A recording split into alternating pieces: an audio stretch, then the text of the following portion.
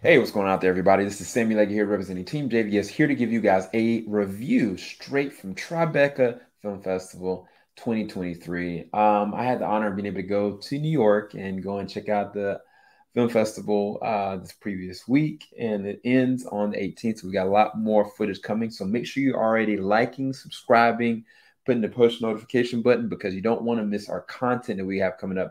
And this is a prime example of that. I'm talking about The Listener. Now, The Listener is directed by Steve Buscemi. Steve Buscemi is a legend in his own right. This is written by Alessandro Camon, and the lead star is Tessa Thompson. She essentially plays the role of Beth, and Beth works for a help hotline that helps out with anyone and everyone that are dealing with trying to battle their mental health in a world that is unjust at times, and then other times just unbearable to some.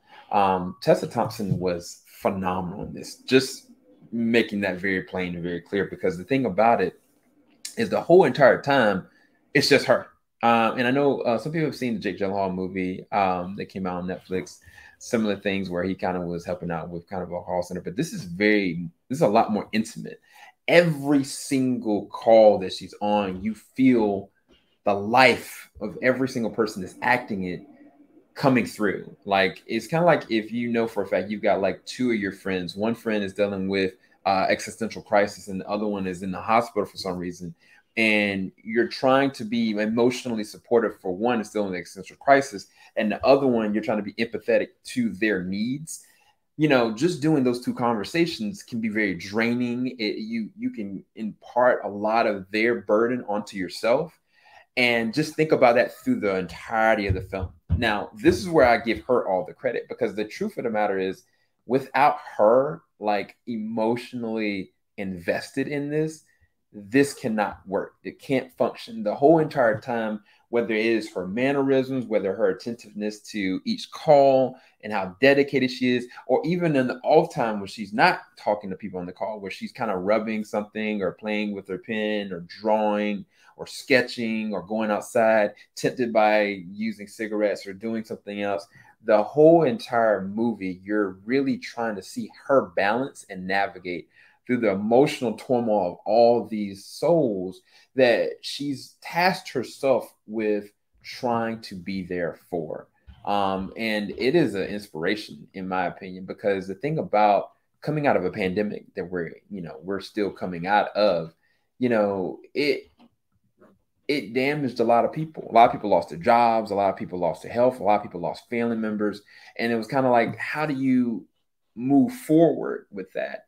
And I think that the key of this film is the way that Steve was able to use Alessandro's script to present a mold for every single voice that was over the call, whether the voice was somebody that was an army vet dealing with the PTSD situation, whether it was somebody that was on the call that was dealing with an actual mental condition and trying to figure out how to navigate a conversation with the normal person, or even something very serious, like, possibly wanting to end your life. Like, those things fundamentally are important to our way of life coming out of this pandemic. And this movie, fundamentally, in so many ways, even though it is harsh, even though it is hard, even though the subject matter can bring you to tears at times, sometimes make you laugh, sometimes like you just don't know what to do with it.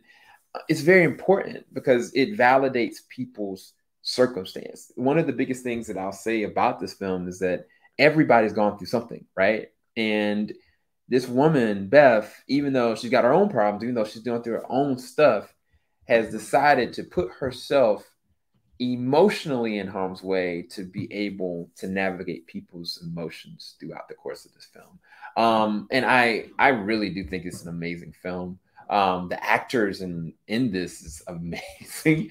You got Margaret Cho, you got Rebecca Hall, you got Logan Marshall Green, you got Alia Shawkat, Blue Del Barrio.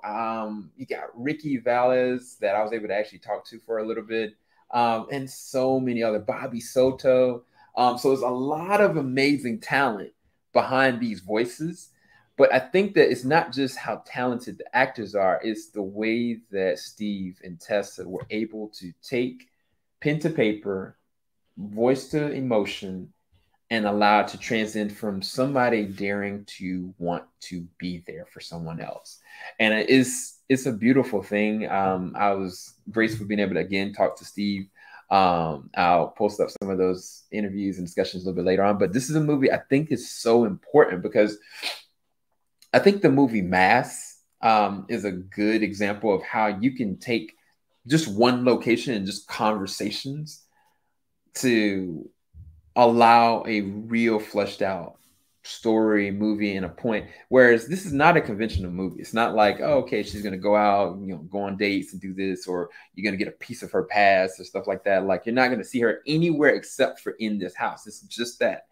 But I think that the human emotion behind it all and the realization, the rationalization of what people are dealing with, and to be not just empathetic, but to care, to make a moment to listen, what that can possibly do, because they really do touch on, hone on some real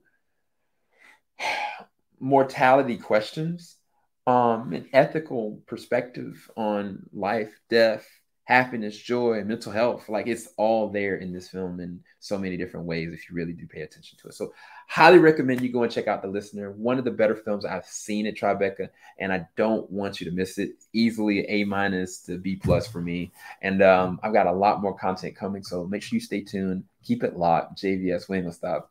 Thanks, guys, for watching. Peace, people.